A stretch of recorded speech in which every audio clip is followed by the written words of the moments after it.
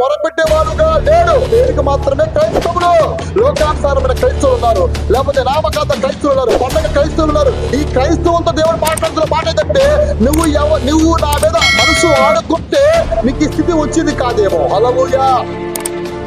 ఎవరి మీద ఆడుకుంటున్నావు తెలుసా? ఎవరి మీద ఆడుకుంటున్నావు తెలుసా? ఒక ఇంటికి నేను వెళ్ళా, అమ్మా ఏంటమ్మా అంటే అవంటుంది కదా, అయ్యా నాకు మాత్రము దేవుని దగ్గరికి రావాలనిపిస్తుంది, కానీ నా భర్త మాత్రం ఆపిస్తాడు. పేరెంత మరి ఆయన్ని ఫస్ట్ నుంచి చిన్నప్పటి నుంచి క్రైస్తవ జీవితం జీవించేవాడు మా ఆయన తిమోతి. ఎందుకంటే కదంటే ఆయన తాగు వస్తున్నాడు, ఆ తాగుడికి ప్రార్థనకి పడతా మాకు ప్రార్థన చేయండి పాస్టర్ గారు.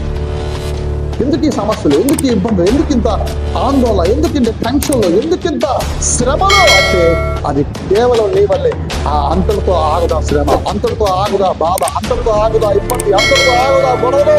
మళ్ళా అది ఎవరి మీద ట్రాన్స్ఫర్ అయిపోతే నీ బిడ్డల మీదకి ట్రాన్స్ఫర్ అయిపోతాయి. దేవుడు ఏమన్నాడు? నీ బిడ్డల్ని ఓదార్చేవాడు నేనే, నేను సంచరించుకుని లాలించేవాడు నేనే, ముదుగు వచ్చేవాడు ఎత్తుకునేవాడు నేనే, ఇదిగో నీ తల ఎంటుకలు మెరిచి వరకు ఎత్తుకునేవాడు నేనే, నేను పుట్టించిన వాడిని, నేను కలగజేసిన వాడిని. యేసుక్రీస్తులో ఏ శిక్ష లేదు, దానదిర్రా అంటే మనం ఏం చేస్తున్నామండి? అవన్నింటిని పక్కన పెట్టి మనశ్శాంతి గురించి ఏమంటారు సార్? చాలా మంది క్రైస్తవులు నేర్చుకుంటే సినిమాకి వెళ్ళారండి, నాకు మనశ్శాంతి లేదండి, నేను టీవీలు చూస్తానండి, నేను సీరియల్ చూస్తానండి, ఏ ముసలమ్మ మనుషుల మాటలు మాట్లాడతారు. కానీ నిజముగా నువ్వు క్రైస్తవులు అయితే, నిజముగా నువ్వు క్రైస్తవ పుట్టుక పుడితే నువ్వు అలాగ మాట్లాడవు.